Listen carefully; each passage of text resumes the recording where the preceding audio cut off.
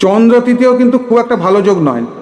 এই যোগ জাতককে চঞ্চলমতি ও অব্যবঞ্চিত চিত্ত করে তোলে। জাতকের মধ্যে বহুমুখীনতা থাকা সম্ভব এবং সেই জন্য জাতকের অনেক বিষয় জানা থাকতে পারে, কিন্তু তার জ্ঞান প্রায়ই ভাষা ভাষা হয়। অনেক কিছু বিষয় জানলেও কোনো বিষয়ে ডিপে সে ঢুকতে পারে না। একাগ্রতা ও মনোসংযোগের অভাবে কোনো বিষয়ে তার গভীর জ্ঞান লাভ করা সম্ভব হয় না। এই যোগে বহু ভ্রাতা বা ভগ্নী হওয়া সম্ভব যদি না চন্দ্র পাপ পীড়িত হয়। বহু আত্মীয় স্বজনের সঙ্গে সংসর্গও এই যোগে আর একটা ফল। তৃতীয়স্থ চন্দ্র ক্ষুদ্র ক্ষুদ্র অনেক ভ্রমণ নির্দেশ করে।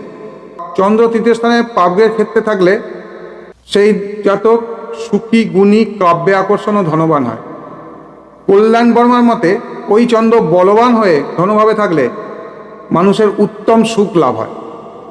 শনির দ্বারা যদি ওই চন্দ্র অনুগৃহীত হয়, মানে তৃতীয়স্থ চন্দ্র, তাহলে মনকে অপেক্ষা